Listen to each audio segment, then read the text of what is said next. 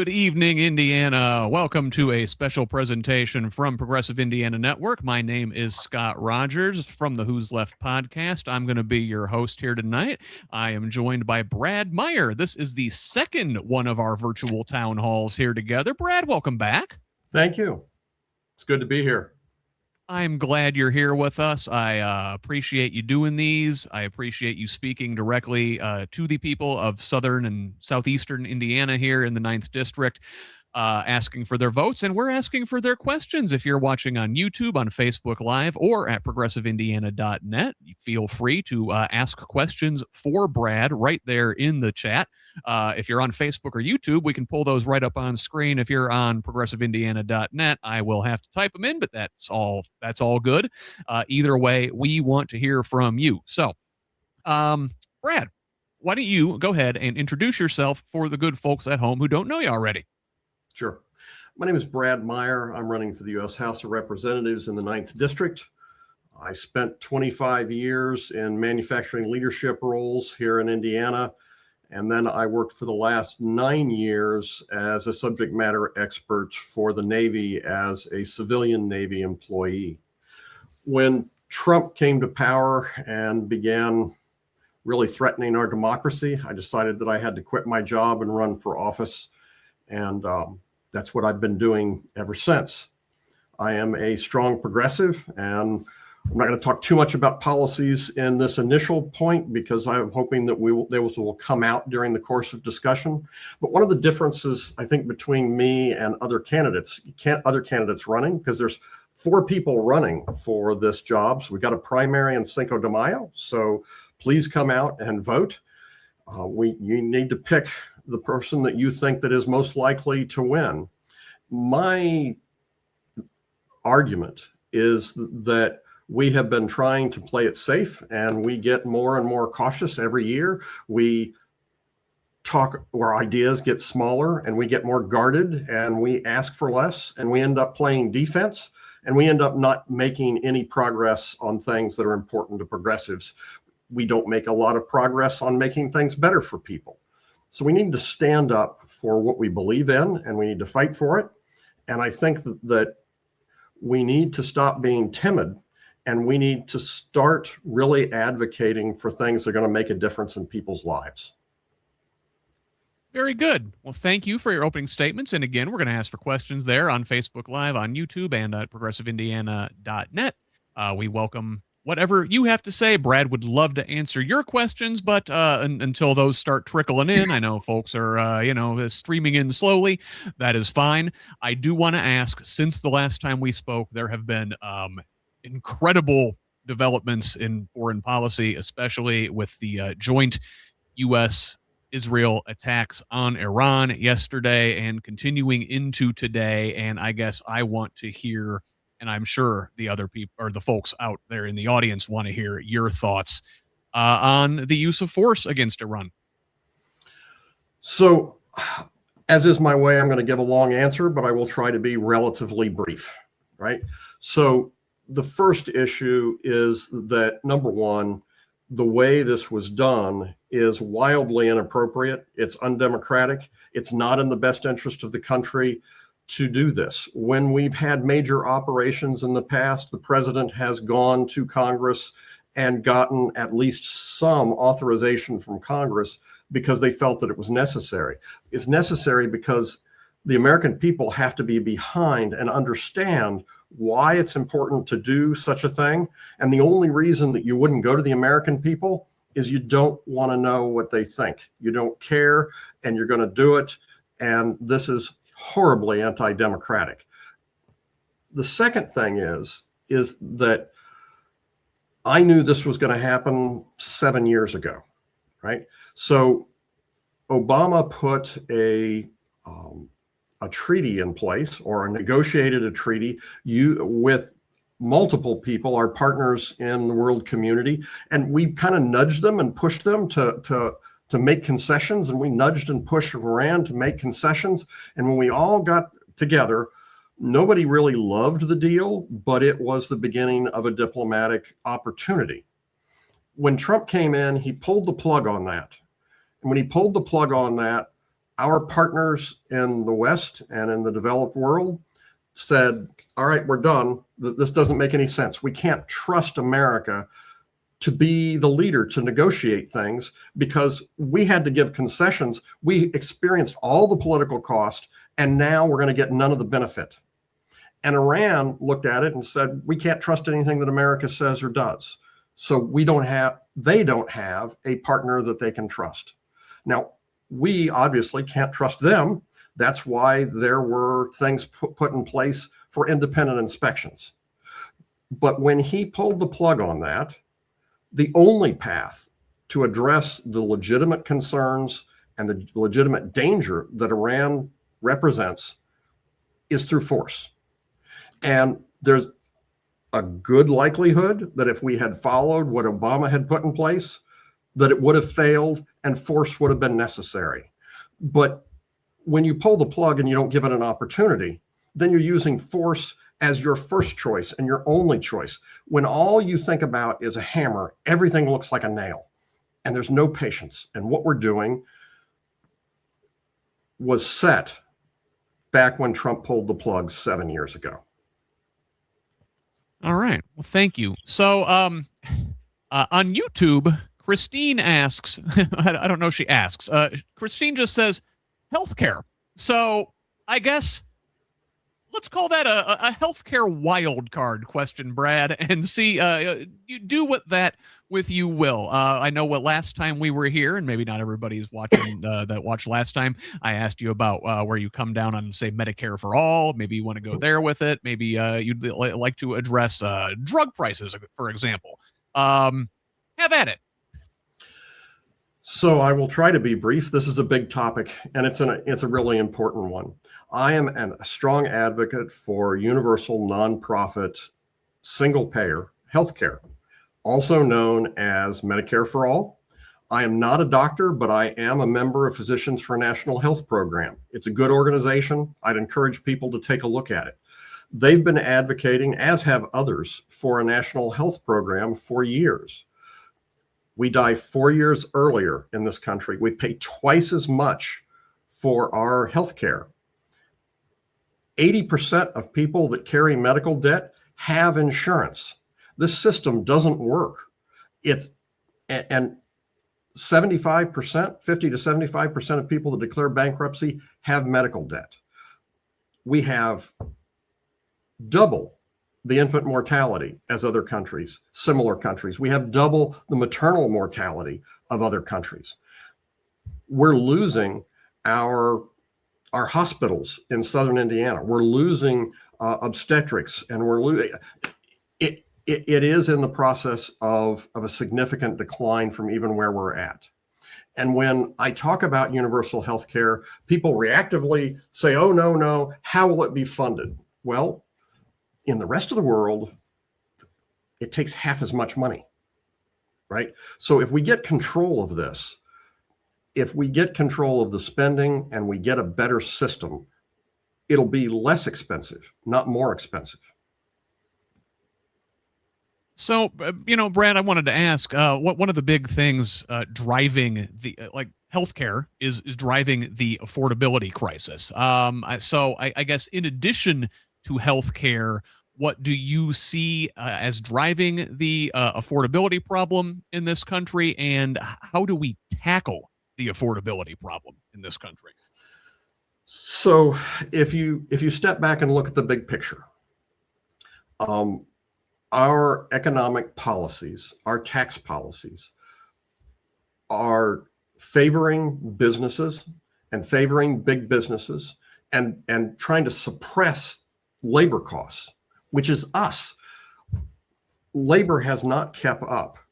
Pay has not kept up. In fact, especially for young people in 18 to 34-year-olds over the last couple of decades, the real salary has dropped by 20%.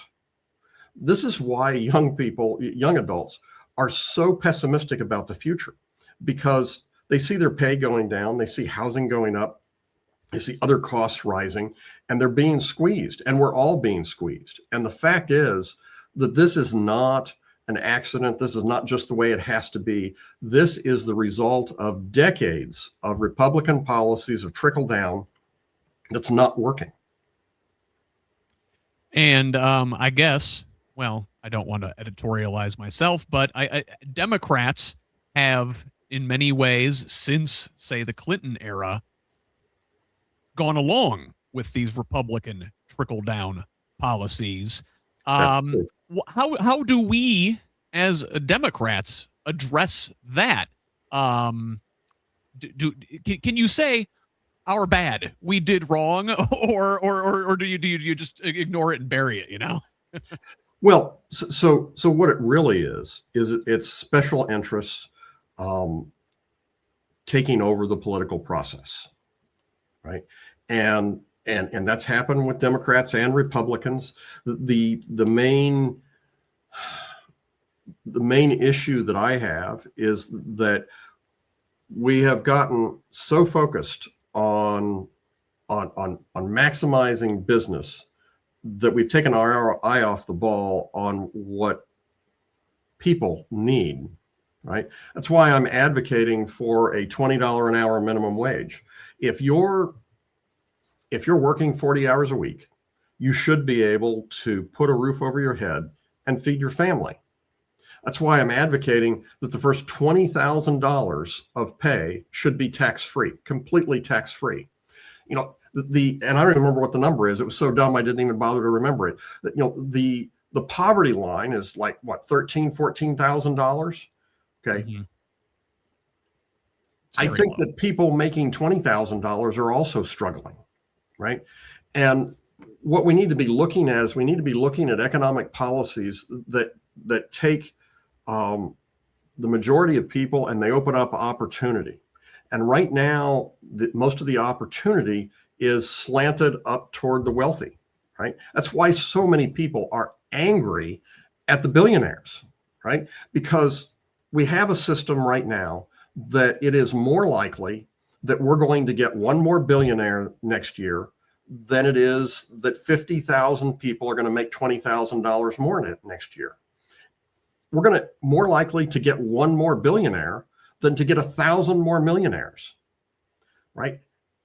It is a system that is slanted. And that's why people are so angry, because they see the injustice, but the injustice is actually in the tax code. It's actually in our economic policies. It is in, you know, non-compete agreements that keep people from going out and being able to start their own businesses. It's in our healthcare policy that keeps people trapped in jobs instead of being able to leave. There are so many things that are just woven into this net that keeps us tied down. All right. So, hey, we're starting to get some really good questions in here. And I wanted to go to Facebook Live, where Evan asks, what distinguishes a progressive from other flavors of Democrats? And related, what's the biggest challenge as a Democrat in this district? So I'll give you my definition, which is important because I call myself a progressive, and I believe I am. So there are people that are progressives, and what they really want to do is they want to make progress, right? And there are people that are populists, and the substantive difference between the two is a populist is somebody that says that those people are to blame, right? There's populism on the conservative side too, but when you're blaming a group, that is by definition populism, right? And what I'm interested in is progressive, and sometimes populists sometimes get frustrated with me, and if they just hang in for a minute, I think they'll like where I'm at, right? So I start from a position to say, what does a just society look like? What does a society look like that most people can feed their own family? We've got 14 million people, or 14 million families that are living with food insecurity. How do we fix that problem? And you look at what is the problem, how do we fix it, and what do we need to do to fix it? And as it turns out, we're going to have to increase taxes on the billionaires to do it. The difference between a progressive and a populist is a populist starts out saying, we need to tax these people. And a progressive starts with, what is the problem we're trying to solve? And if the answer is taxing these people, and if the problem is these people, then that is what we need to address. I'm starting with problems and working from there. Okay. So I wanted to go to Progressive Indiana Network online there at progressiveindiana.net, where Hoosier Lemon, a friend of the pod, asks, let's go with this one first. This is another health quick care question. Lemon asks, what's your stance on negotiating prescription drug prices? Would you support such legislation? You talked about Medicare for All earlier. Would that be included in a Medicare for All proposal? Yes, and that's one of the reasons I'm going to have to find a better way of describing it, because sometimes people get confused because I don't use Medicare for All, because there are now big holes and gaps and problems in Medicare that don't address things that we need. It doesn't address prescription drug prices as much as it needs. It doesn't cover addiction issues as well as it needs. It does not cover mental health issues as well as it needs. There's a lot, and it's not covering, frankly, the issues with disabilities as well as it needs. By the way, this month is Disabilities Awareness Month. So we'll have some information coming out on that. We do need to get a handle on prescription drug prices. Okay. All right. Well, how? I guess. I guess, or until then, let's say, universal single payer healthcare is a bridge too far right now. It is something that we can't get across the finish line. Right. Short that, how do we handle prescription drug prices? So there have been several initiatives. Biden came up with several and made some progress. There was some built into the Affordable Care Act. And I believe, although I have not seen it, I believe that Trump has also been involved in some of these negotiations as well. So it's been shown that Medicare, Medicaid can engage on these issues, and we need to change policies so that they can do more of that. And that's something we can do relatively quickly. Yes. All right. Well, here is one on YouTube where Fantus Gray asks, is Brad in favor of getting money out of politics or publicly funding elections? So it would be very nice if we could publicly fund elections. My concern with publicly funding elections is that right now it has been demonstrated that at least this administration will do anything that it can to undermine and undercut. And if that funding was federally controlled, he would find a way to keep me from getting money to run from office against him. I think he's going to try to find ways to keep you from voting for the person that you want, because he has the levers that he can try to do that. Right? He's already attacking Act Blue to try to keep money out of the pockets of people that oppose him. So publicly funding is a great idea. I can't trust the current administration to do it in a responsible way. And when you say, well, we could put it into the hands of an independent organization, like the Fed is an independent organization, we're seeing coercion and pressure on all of these. I think that we do need, to get big money out of the elections. And so I guess how do we do that? Currently, with the Supreme Court that we have, you've got Citizens United. That case is right there, and they say, well, money is speech, and you can't limit the amount of free speech people have, and they can spend as much as they want on elections. And there's various pass-throughs and PACs and super PACs and everything else by which folks influence elections through lots of concentrated money. How do we tackle that? So if money is free speech, then why is it that people can only donate $3,500 to my campaign, right? That's a limitation on speech. So what it really is they've implemented limitations that profit them, not profit the other side. So I think that because of the Supreme Court, there's going to be struggles, but we need to fight against that, and we need to put legislation through that will limit what corporations can put into a campaign, directly and indirectly. Okay. So I want to go back to progressiveindiana.net and back to Hoosier Lemon, who had another good question. And Lemon asks, do you support paid family leave? Yeah. Yeah. Okay, then I will follow up. Okay. How are we going to make it happen? So every time we, as a government and as a country, put a policy in place like the Americans with Disabilities Act, going back to its Disabilities Month, when we put the American Disabilities Act, industry swore up and down that it was going to wreck our economy. And after they put it in place, turns out it didn't wreck the economy, and we had an economic boom after that, right? So I am always it is important that we help to stimulate and grow small businesses. And we need to be mindful of the burdens we place on small businesses.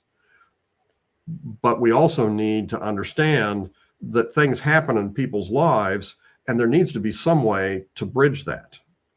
And some of that has been covered through insurance. Some of it has been covered in some countries through government systems. I am open to good ideas and solutions. So next time, Hoosier Lemon, when we're in a room, let's talk about what you think would be the right answer. There are options, and I would be in favor of it. We need to do things that'll help people be able to continue their career and be able to deal with things as they come up in their lives.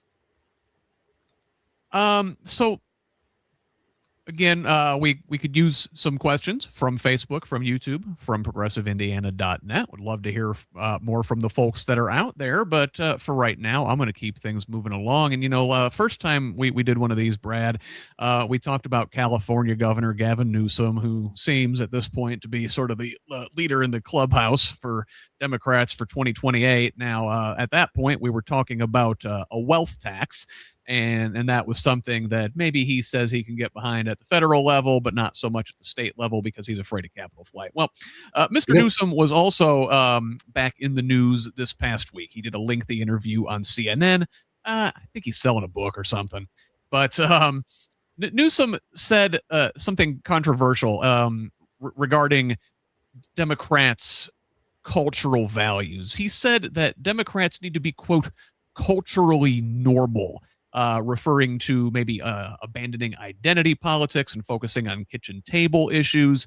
But I think a lot of folks view this as throwing marginalized communities under the bus. So let's what do you think about Mr. Newsom's comments? I don't know if you saw them, but what do you think about that? I saw a thing this week that I thought was really interesting. Right. And it was talking about the concentric circles of, and I can't remember what term they used, of how you define who you care about and what you care about. Right. And it starts with you, and then your family, and then your extended family, and then your community, and further out. And I think what the challenge here in Southern Indiana is that we need to explain many of the things we care about to people that view things differently and have different, I'm not going to say values, but I would say priorities and focus on what is in their central vision, right? So the environment is something that I care about. there are other people that are not near as moved by that. And we have to be able to explain and frame for them why that is important, right? We have to be able to explain, and I know that it's frustrating to many people, but we have to explain to them why LGBTQ rights are important to them if they don't have a family member. One of the things I found really interesting, and it's a really good example, is I've met a lot of people that are wearing pride buttons and stickers. And when I talk to them, they say, I didn't pay any attention. And then my child came out. And I realized they are us, right? And I think we need to do a good job, or a better job maybe, of communicating that sense of community and why it should matter to them. And that doesn't mean we stop caring. It just means I think we need to reach out and communicate in a way that resonates with them. So I guess along those lines, Brad, I had one of your primary opponents here last week, and I think Newsom got some pushback at the beginning of the year. At the beginning of the Trump administration, he had his podcast. He had Charlie Kirk on. He had Steve Bannon on. He had Ben Shapiro on. He had, a lot of these right-wing figures. And he was criticized for throwing the trans community under the bus, essentially. And your primary opponent last week gave a very conservative type of answer when asked this same question. And I'm going to pose it to you exactly the same way. So if I can find it up here. Should transgender individuals be able to update their government-issued IDs to match their gender expression? We're seeing in Kansas right now, their state legislature, I don't know if it was the legislature or the governor through an executive order, but their Bureau of Motor Vehicles essentially revoked every transgender person's state-issued ID if they had changed it from their, quote-unquote, sex at birth. So how would you, at the federal level, like to see this handled? So, short answer, which is unlike me, is yes, they should be allowed to update their government-issued IDs. And this is why. What is the purpose of an ID? If you are stopped and they need to identify who are you, right? That picture and that information needs to match what they see, not what's covered by the swimsuit. Right. So, and the other thing is it's just it's intentional attempt to control and restrain their expression. And it doesn't affect me what's on their license.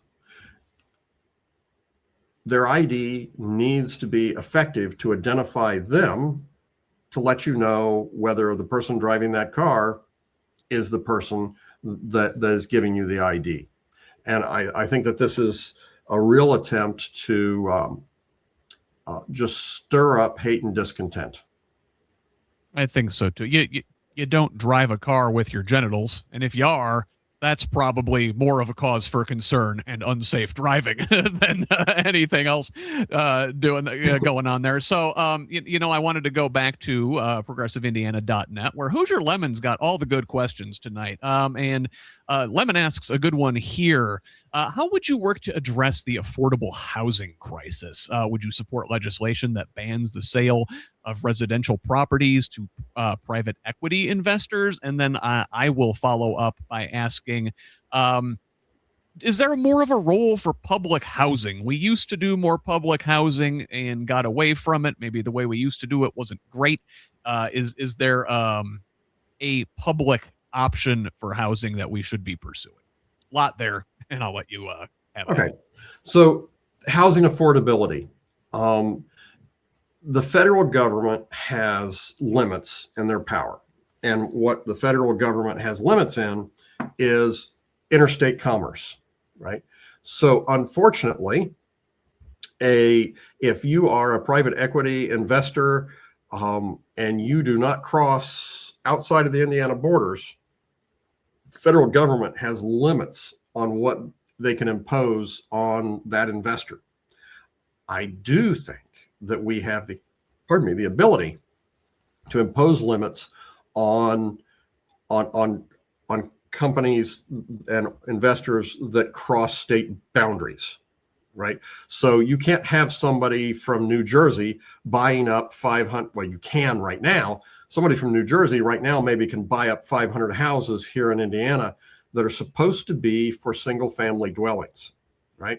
And for single family dwellings, I think that there should be a cap on that. And the cap is like, pick a number, no more than 10. And there should be a way that over time that they have to divest out of that. It is not in the best interest for single family dwellings to be owned as a business. Now, I will say that my wife and I, when we moved down here, we were having trouble selling our house and we had to rent our house out, right? There are people that I know that own a couple of homes and they do that as a small business. And that's different than private equity investors. That's different than big corporations. And I think we need to constrain that. Now, you were asking about the public housing, right? Fun fact, if you go back and look at the last 120 years of housing history, which I've done, you will find that and it wasn't just coming out of it was coming out of World War II, and part of it was a GI Bill, but there were other reasons as well, that there was a surplus of houses. And the reason there was a surplus of houses is that builders knew that if you look at the number of homeowners today and the frictional change where I've got a house and I'm going to sell it, I'm going to buy a new one, that would not support an excess of housing. But they did know that more and more people were coming into the housing market and they overbuilt. And then that was absorbed in the next year, and then they built more. And because of that, it kept housing prices down. And a lot of that was fostered by economic policies that the United States government put in place, not just for veterans, but just generally speaking for housing. And that worked very well. Starting in the mid 70s, they changed those policies, and you can see a long period decay where we now have a housing shortage.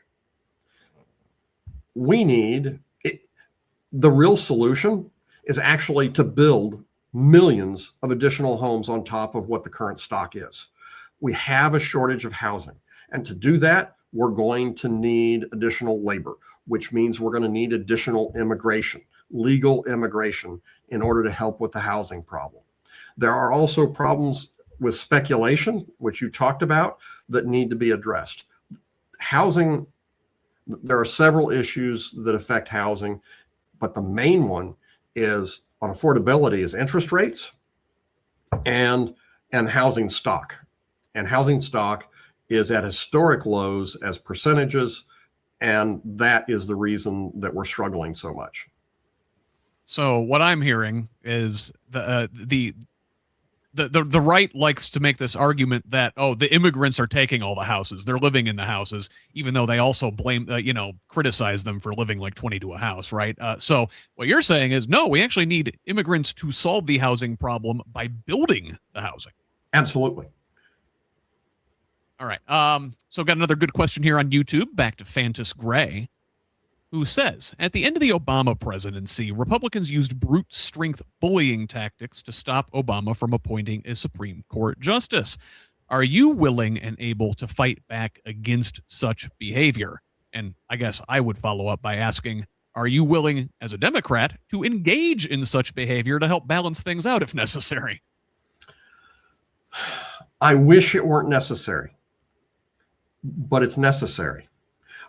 We are outside of the Reagan, Tip O'Neill environment.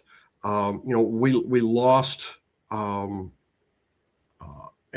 real strong Democrat, and I think his funeral is going to be on 4/20 this year. But the Lee Hamilton age is gone. And this is why I am more activist because there's a lot of people that says, well, we need to be more easygoing. We need to try to get along. And right now, we don't have reliable partners on the other side that we can talk through and have a reasoned debate and come up with a principle. They are trying to steal the land under our feet, and we have just got to stand up to it and stop it.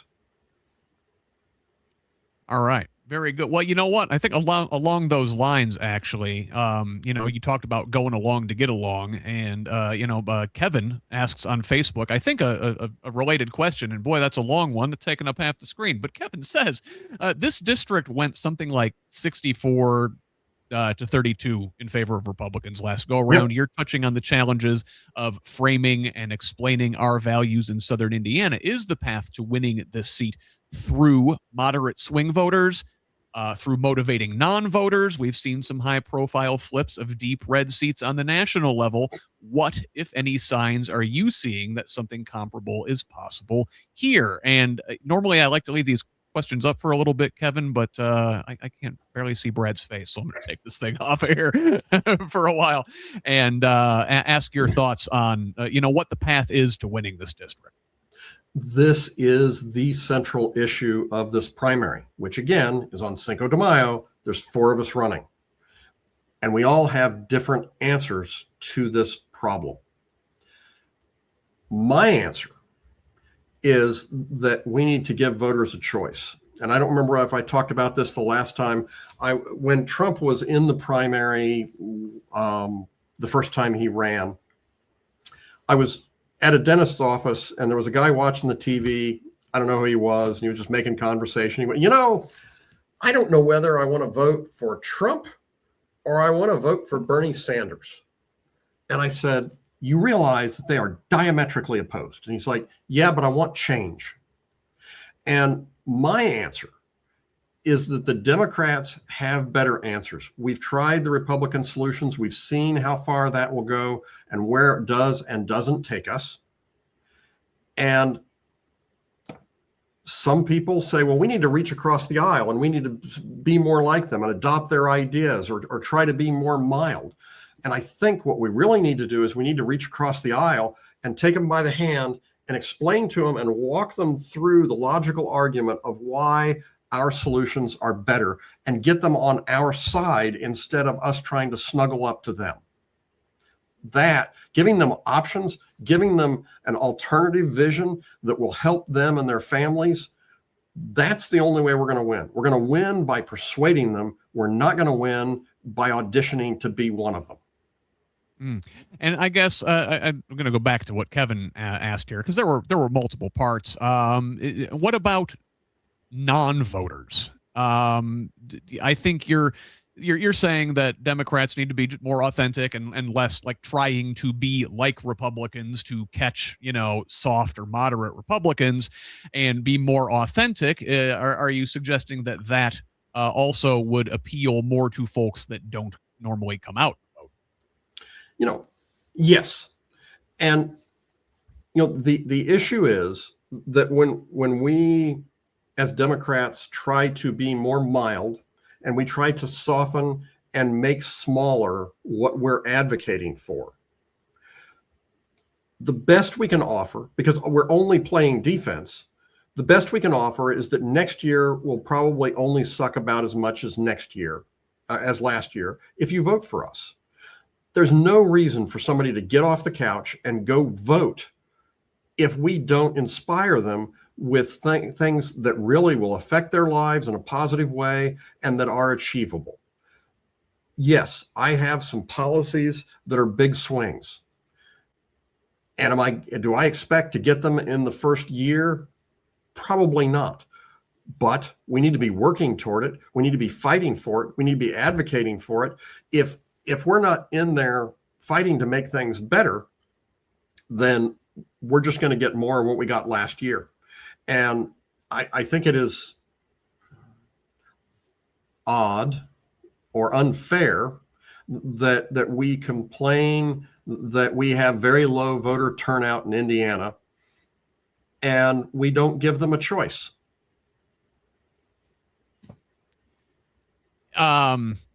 Indeed, and I want to not editorialize and not add my comments here. I want to hear what the people have to ask on Facebook, on YouTube, on progressiveindiana.net. We've got a little bit of time left, so we still want to hear more questions from you all. Go ahead and get those in. Put them right in the chat there. And Brad, you got blurry all of a sudden. Maybe it's me. I haven't had a drink. It's not just you. Okay. I don't know what happened.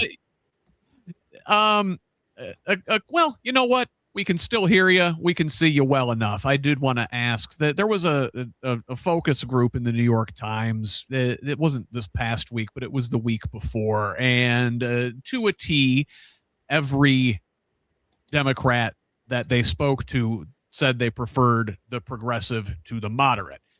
You've already said where you come down in that camp, and I think your answers have also basically gone to show that. Another thing that those folks asked in this focus group was to describe the Democratic Party in 1 or 2 words. The folks in the focus group weren't too terribly kind. I'd like to hear what you, as a Democrat, have to say about the state of the party in just a word or 2. Rebuilding. I see a lot of rebuilding going on right now in the Democratic Party. If you look at Harrison County, I just got back last night. I went to a dinner party. There were 200 Democrats there. It was a wonderful turnout. Brown County, Jackson County. There's a lot of. We had up in Ripley County. We had a bunch of people. Down in Jefferson County, there's some things really happening now, and I rebuilding. That is far more gracious answer than I think any of those folks in the New York Times had to say about the state of the party. So very well played, sir. I want to go back to our friend Fantas Gray over on YouTube, who has a very good question. Asks, what kind of steps are being taken at polling stations to combat against possible interference shenanigans? Now, elections are administered locally at the county level. So, there's, I guess you may not be able to speak to what kind of steps are being taken, and that should be taken up with your local election administrators. But I guess, what can you, as a candidate and your campaign, do to help secure the vote in November? Sorry for the delay. I just switched cameras. I don't know what happened to my other camera. So, as a candidate, one of the things that we need to do is help to get out the vote. We need to help people understand what the limitations and risks are. We need to encourage people to vote, and we need to have a message that inspires them to get out and vote. Right? One of the things that they're counting on is apathy and continued apathy. And as a candidate, the candidate needs to give something worth getting off the couch for and worth fighting for. All right. Fantastic. And I what I hear from folks is that we have to make this turnout too big to rig. Yeah. So I want to ask, and if you give me a moment, I'm going to type this in here, but and while I take away this comment here, so if the Democrats retake the House, if we avoid these elections shenanigans that we're talking about, and we have when Democrats retake the House this year, who do you support for Speaker of the House? And I'm probably misspelling Hakeem Jeffries' name in this situation here, and I want to put this up on the screen, but when Democrats retake the House, would you vote to make Hakeem Jeffries, the current minority leader, Speaker, or do you think somebody else would be a better leader of the Democratic caucus in Congress? I think Mr. Jeffries has done some good work with a very difficult hand under the current administration. Um, I don't know. I don't know if there is not a better candidate. Um, I honestly, I have not thought too much about who should be in leadership. I know that it's not going to be me as a freshman. So I'll take that up. I'll think seriously about that in December. Okay. And calling here for just a few more questions while we have, maybe about 10 minutes or so, maybe a little bit more than that left before we have to start wrapping up here tonight. So please, if you're on YouTube, if you're on Facebook, if you're watching us on progressiveindiana.net, we'd still love to have a few more questions from you while we still have time. While we're waiting on those, I do want to go back to one that I had teed up that I don't know if I got a chance to ask you last week. So, one of the things we've talked about is the sort of log jam in Congress and the anti-democratic features baked into the Constitution that sort of allow Republicans to dominate from a minority position. They're less popular, but because of the number of large rural small population states they control, they are overrepresented, particularly in the Senate, but in the House through gerrymandering and things like that as well. Would you support efforts to make DC and or Puerto Rico states to sort of balance out that anti-democratic lean built into the system? I would be open to Puerto Rico becoming a state, but I would not be doing it from a perspective of trying to balance Republican versus Democrat. Puerto Rico has been a territory for many, many years. They're U.S. citizens.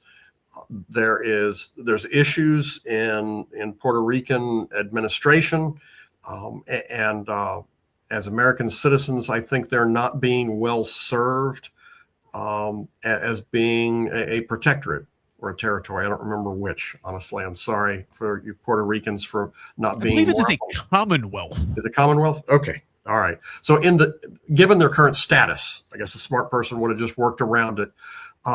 I think their current status does not serve them well.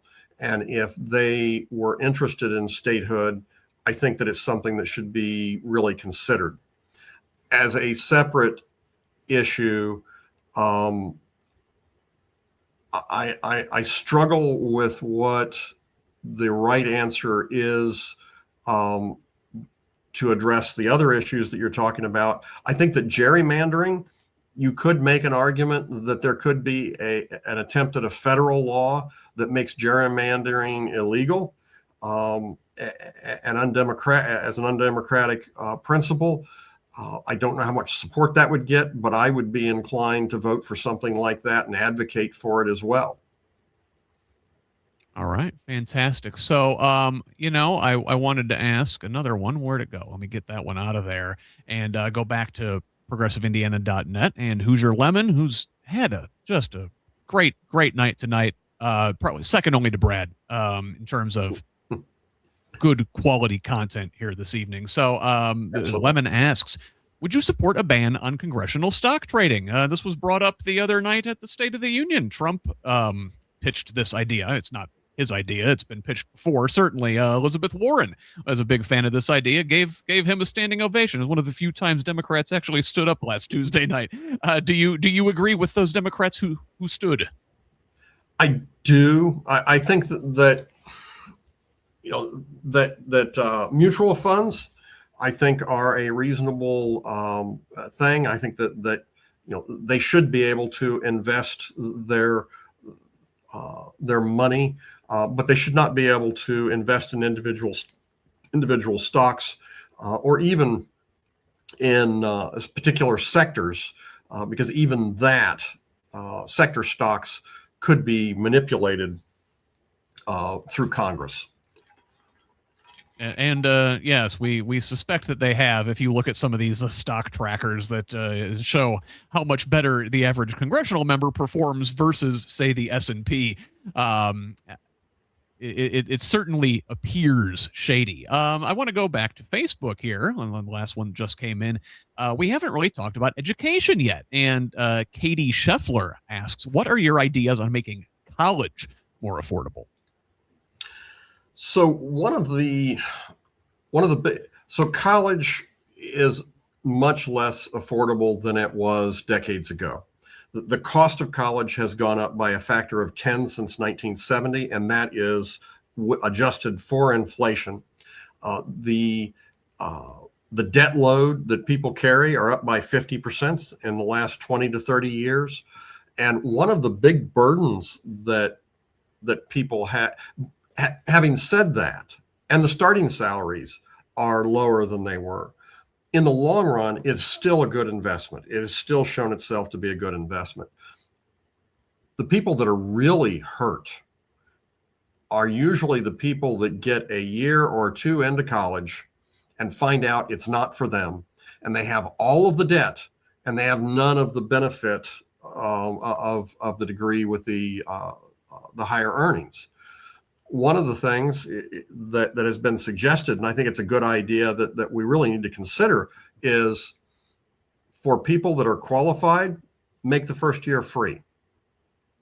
You go to college, you're qualified, you get in there and you decide this is not for me, then you're not burdened with that additional debt. That'll actually help a significant number of people that are carrying college debt that don't have the college degree and the higher earnings that it confers. That's one thing. Another thing is the percentage of the college costs that are covered by the state and by the government has dropped dramatically. That's why it's 10 times more expensive. When I was going to college, baby boomers invested in college education, mine and everybody else's, like they invested in roads and bridges and water treatment plants. It was part of the investment in the future and in the community. Now we treat it like a private good, where if you want to go to college, then all the cost has to be absorbed by you. The state, the government, the people are not going to help you get that footing, and that all has to be carried on your back. And this is hugely unfair, and it's a burden that previous generations did not have since the 1930s. College affordability really went down the crapper after Reagan, I want to say, really put a sticker in the student loan program. Like, the student loans weren't really much of a thing until Reagan came along, and then that program just expanded and expanded and expanded. I want to go back to Fantas on YouTube there, who asks, are you taking any donations from any PACs or super PACs? Not at this time. And we talked about this, I think, last time. So there are some things that I'm an advocate for. I'm a strong advocate for universal nonprofit healthcare. I don't think that it is unfair or untoward for an organization that is in favor of that to donate to my campaign, because I'm aligned with that, right? I'm not going to take any money from APAC. I don't agree with all of their positions. It would be nice if I could just live off of small donations. But the fact is that there is an enormous war chest right now that the Republicans have. And in fact, I think 50%, maybe more, of Aaron Houchin's money is coming in from out of state. So I cannot afford to just walk away from being able to build a war chest to get into office to make a difference. If in the future I'm in there and we can put policies in place and laws in place that limit donations from PACs and super PACs, I think that makes sense. But right now, we have to be practical, and we have to find people that think and view things like us and get them to donate so that we can win. Yeah, and we should just state for the record that PACs and super PACs in and of themselves don't really mean anything. I guess it's the money in the organization behind the PAC or the super PAC. Yeah. And you spoke about one, you spoke about APAC and mentioned it by name. So I want to go to Holly on Facebook, who has a very long question here, and she says she strongly believes that all candidates should be protesting and actually showing their constituents that they care about the things that affect them. I know you are a candidate that shows up and stands beside constituents in this manner. However, and I think she may have come in late here, can you candidly tell us your thoughts about the recent conflict with Iran? I guess we'll finish where we started here, and then also your thoughts about the genocide happening in Gaza. And I'm going to take this one off the screen again because it's taking up half the screen. So we talked earlier about my process issues with what's happening with Iran. It's being done in a legal way that does not bring the American people in and get buy-in for something that's going to put people in harm's way. And we've already lost some service members. And I think there needs to be a real discussion. There should have been a real discussion and debate over whether we want to engage in a war in the Middle East again. There's a lot of people that have spent time in service that would have real thoughts and opinions and feelings on whether this makes sense. And I've talked about the limitations that that Trump put that have put us on this path, that it was really the only option. Having said that, the Iranian government has been saying for 45 years, death to America, and that's exactly what they've given us. They've given us support to Hezbollah that killed Americans in Beirut when I was in college. They've given us support to Hamas and encouraged Hamas to make that disastrous decision to attack Israel, and the result has been devastation. That was brought to you in part by the Iranian government that wanted to sow problems and discontent. They bear some responsibility for encouraging Hamas and supporting Hamas in that disastrous attack. They supported, and this didn't get as much press, and I put something out on this recently, they supported the Houthis in Yemen that were firing missiles and drones at American sailors last year or the year before. They were trying to kill Americans. Okay, there is a real reason that there needs to be a change. Something needs to be done. I wish that they would not have taken diplomatic methods off the table the way Trump did. I would have preferred to see us work through that with a little bit more patience, have discussion, and then when and if diplomacy failed, then we might have to take action, but only with congressional approval, the way it's been done in the past. The way this has been done has been horrible. On the issue of Palestine, it is gut-wrenching to see the videos and the pictures and read the reports of what is happening in Palestine. The only way that we can get past this continued cycle of violence is through a two-state solution. The United States should be advocating, and with our ally, Israel, for a two-state solution. But right now, there is no interest or appetite based on Netanyahu's. He also views things, he's got a hammer, everything looks like a nail. And it's going to lead to cycles of violence and repression and temporary truce, and then more violence and repression. They're not on a path to a sustainable peace. And that is in everybody's best interest. All right. Well, Brad, we are coming up on an hour, so let's go ahead and wrap up. Where can folks learn more about you, more about your campaign? If they like what they hear tonight, how can they help out with their time, talent, or treasure? And if they didn't like what they hear tonight, where can they tell you off? Well, so you can get a lot of good information and details at bradmeyer.org, which is, I believe, on your screen. We have done already 8 town halls. This is the second virtual town hall. We have 6 more town halls confirmed, and you can find that on our Facebook and on our webpage, which is Brad Meyer for Indiana. We're planning 4 more on top of the 6 that are already confirmed. We are engaged with 6 debates.